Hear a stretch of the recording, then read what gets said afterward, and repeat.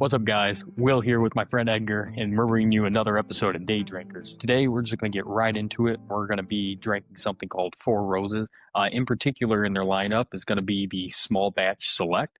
So let's go ahead, dive right in. We're pouring ourselves a little bit of drink so you don't have to, and then we will rate them and let you know our honest opinions and reviews. So, cheers. Cheers.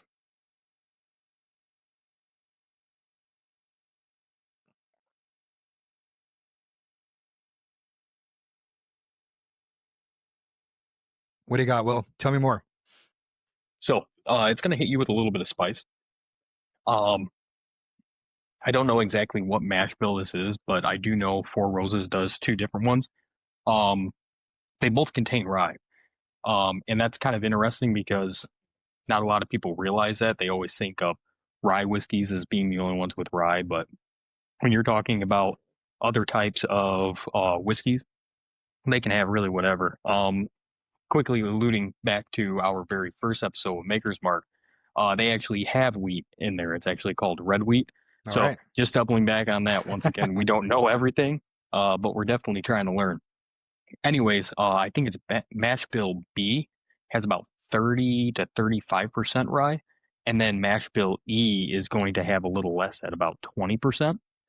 So I think that that's kind of where you're getting more of that spice and a little bit of that back of the palate warmth, kind of kicks you a little bit. But uh, for me, I kind of pick up more notes of like cinnamon a little bit. It's more oaky. I Hmm. don't have those more tamed flavors, those sweet flavors necessarily as like the vanilla. So to me, the corn doesn't come out quite as strong, and I think it has to do with the rye. Yeah, I sense a lot of spice in it from the very get go, from the moment it touches your tongue all the way till the very end, and it lingers. So there's a lot more. It's a little harsher than definitely Makers, and yeah, I think you're right. I don't sense a lot of this. I sense a tiny bit of sweetness, but it's definitely not forward facing. So Yeah. So the interesting thing that I wanted to bring out in this video is I am a firm believer that Four Roses makes exceptionally uh good whiskey, good bourbon, good product all around.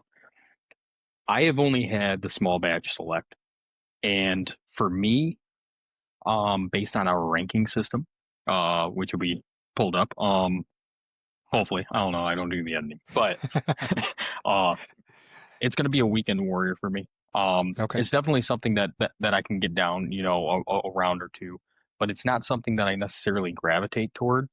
And I would really like to look at their other parts of their line, or other parts of their lineup, and really see something in there because I've been to this distillery, I've seen the Hmm. facilities, and I've seen the craftsmanship that goes in, and I believe that there is probably something there that I would enjoy.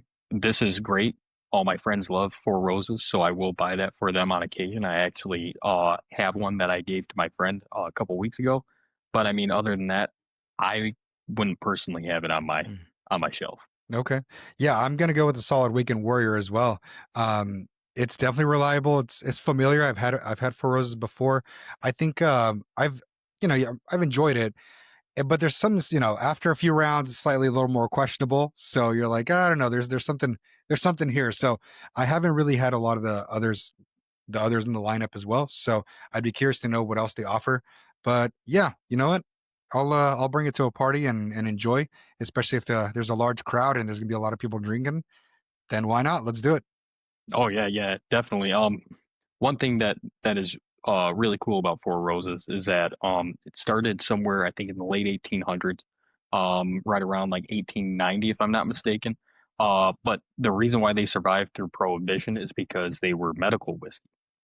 Huh. So they were able to stay in business that way. Though that's some things, just sitting at the bar, um, at these or on these properties or facilities, just kind of talking to them, you get a cool background. So that's another reason why I want to like Four Roses so much. And yeah, I'm right there with you. I said it once and I'll say it again. It's definitely something that I could see myself drinking if I'm in a pinch, or if it's there readily available. But it's not something necessarily that I'm seeking out. There's other ones out there that are, just for my palate and my flavor profile, a little more elevated up on that chart. Yeah. I could see this something as I'd be willing to mix it. You know, there's those whiskeys where you just want to continue to preserve the flavor, Hmm. but because of the consistent spice and the little bit of a punch at the end, yeah, I wouldn't be opposed to mixing it with a little bit of cola, you know?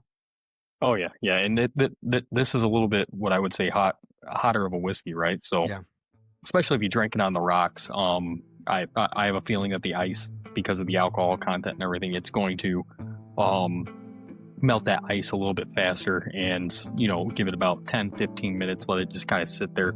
It'll absorb a lot more flavor, which we're going to bring in later segments. We're going to start trying these with ice so that I can show you how it elevates the flavor. cool. But we'll save that for another video. Yeah, absolutely. All right. So there you have it. Four Roses, small batch select. It's a solid weekend warrior. That's a ranking from the both of us, from Will and I. All right. And drink responsibly, my friends, and we will see you on the next one. Cheers. Have a good day, drinkers.